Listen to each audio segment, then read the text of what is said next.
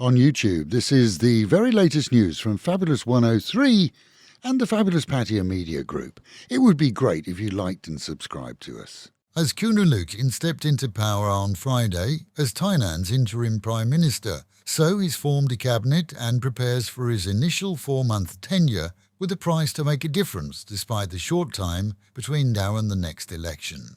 Unabated, the fallen Pheu Thai party has seen its de facto leader fly out of the country, but promised to be back tomorrow for his final court case. And the party itself is said to be in disarray, as many predict a terrible result in the upcoming polls.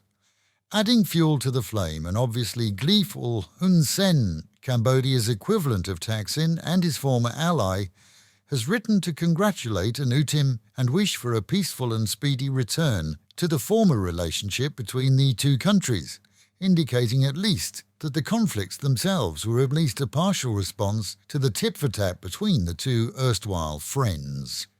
Yesterday saw Anutin thank his supporters and commit to a 4-point plan addressing economic security, national disaster and the threat to society caused by the criminal element.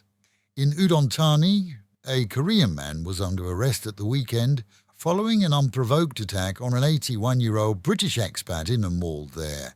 It seems, according to his own words, the Korean didn't like the way that the man was looking at him. Previously, he'd been berating a food delivery driver and attracted attention from passers-by, including the elderly Bricks, who had intended to try and act as a translator to defuse the row, only to be punched in the face.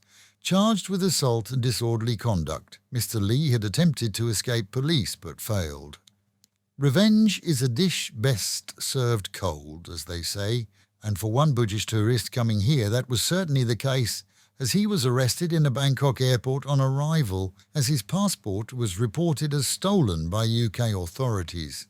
This week saw his venomous Scottish ex tell a court in the UK that she'd made the fake report that she was kicked off, that he was off on his jollies, having split up with her. As a result of her actions at the time, he was detained here and later deported, without so much as one night of the fun he'd planned with his pals.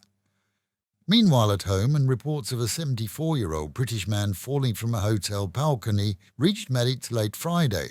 No evidence of anything untoward was found in his room, and CCTV showed only him entering at any time. Torrential floods filled much of Pattaya's streets last night, seeing homes and businesses deluged, and water of up to 1 metre deep fell in many sois. Waist and often chest deep, the water subsided slowly as storms passed, leaving behind mounds of debris. Main roads were closed off as the railway roads became rivers, and the Sukhumvit unpassable too. Drivers in many cases had to abandon vehicles after attempting to drive through the waters, and the police did their very best to man junctions diverting traffic from the floods, but only then seeing congestion chaos as driving became impossible. That's not the end of it either, as more rain is predicted for today. City Hall reports that pumps and drains worked well, but as always with the density of the storm, were unable to compete with the downfall. A wrinkle car thought to have been used by a Chinese gang responsible for dumping a female cadaver strapped inside a suitcase in a Pattaya lake last week has been checked out by forensics teams at the weekend. The SUV is fitted with a tracker device that saw police able to match its movements to a local mall, where later they discovered that dumbbells similar to those used to weigh down the suitcase were purchased. The gang is now believed to have already fled Thailand, as the vehicle was returned to an airport rental location, and this is considered to have been a contract affair, the second in recent months. And a 32-year-old British mother of 3 has finally been deported by Thai authorities after being detained here on various charges. The so-called influencer had previously separated herself from 2 of her children, bringing the youngest with her, and before her arrest, making a partial living from social media posts, telling how she scanned the UK welfare service out of thousands of pounds funding her lifestyle.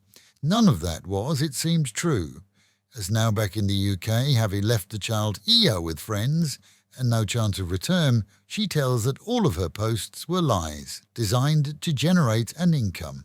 Reality is that she wallowed in a detention centre for months, as she hadn't enough money for a ticket home until others helped her. And with the Met Office promising high today of 28 degrees dropping down to 24, a rainy day with wind later this afternoon, and the real feel of 34. Local and national news today from Fabulous 103 FM and Fabulous Pattaya Media Group. And to get a notification every time we release another bulletin or programme, like and subscribe to our channel, Fabulous Pattaya Media Group, by using the link below.